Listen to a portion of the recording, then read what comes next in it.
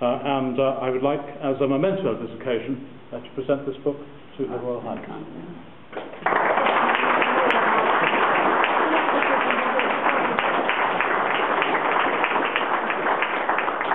And I now have the honour to ask Her Royal Highness to say a few words to us. Thank you. Thank you very much. And ladies and gentlemen, I hugely appreciate this book because it'll be great fun, but I know it'll remind me of my own inadequacies as a photographer. In spite of the fact I take my cameras with me, I always wonder why bother. Everybody else's is so much better.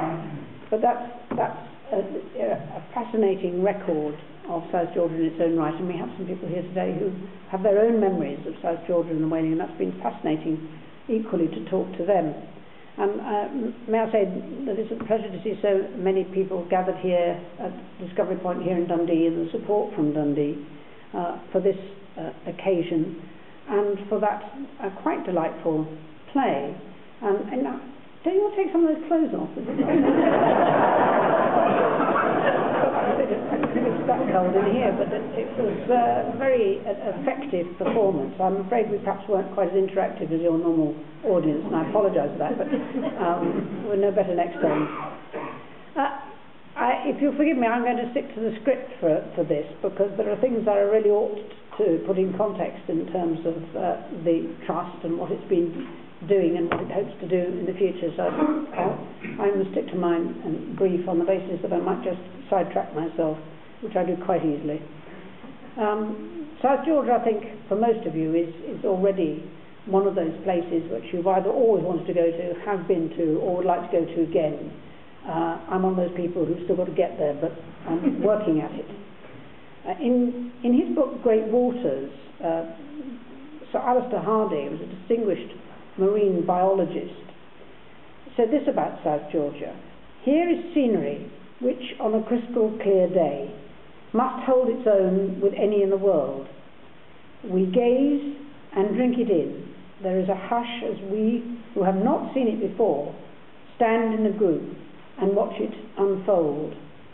And for those of you who've been here, I suspect perhaps that does fit your own experiences.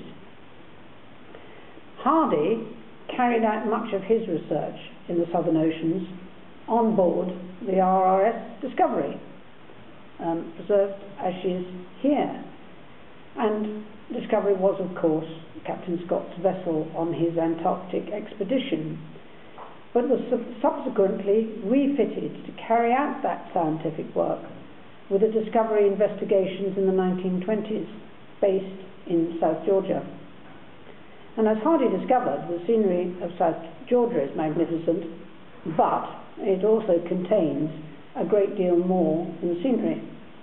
And it is home to some of the world's most spectacular wildlife, and in numbers which we can barely imagine. Penguins by the hundreds of thousands, 3/4 of the world's population of elephant seals, and several million fur seals.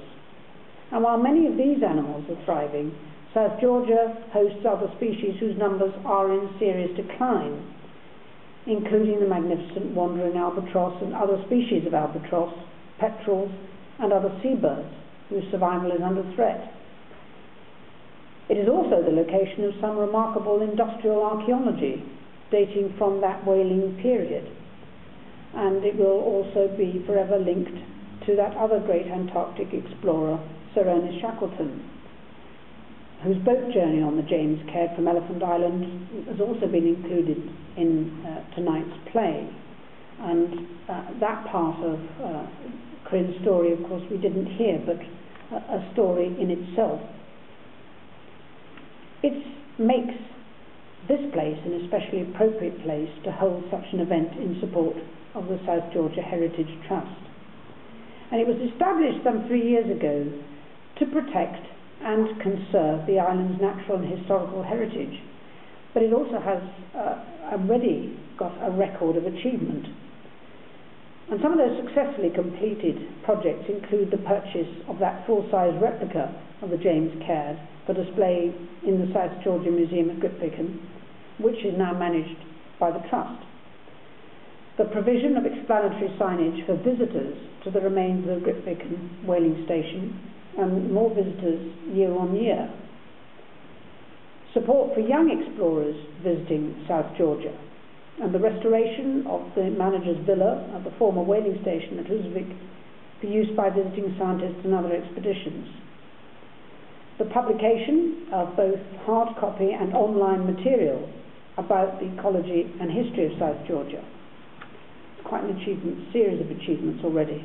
And for the future, the Trust plans include support for essential scientific research into the marine environment around South Georgia, and the development of educational materials about the island, and further restoration work on historic buildings. The Trust's most ambitious project, however, is the restoration of the island's natural habitat. Invasive species, and in particular the brown rat, have done great damage to the habitat of endangered indigenous species, especially the burrowing birds. The eradication of these invasive species will bring enormous benefits to the island's ecology, and preparatory work is already underway. This is the most ambitious such project attempted anywhere in the world, and its success would mark an enormous gain in the cause of preserving global biodiversity. With my other hat on of the Northern Lighthouse Board, Elsa Craig had a major project on its rat population, which I think has been a success. There have been successful eradications, but never on this scale. But we know how to do it, and with a bit of help, I'm sure we can achieve, and it would be a considerable achievement for the Trust and for South Georgia.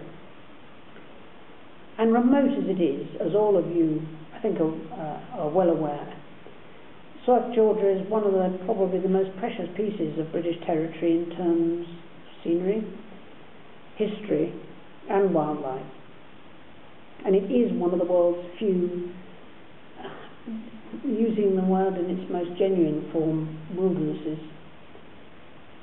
Those of you here tonight, I think, are already supporting the South Georgia Heritage Trust, but I hope that tonight has encouraged you to want to continue further in that support, to spread the word, so that the Trust can increase its efforts to protect and preserve this unique island for future generations.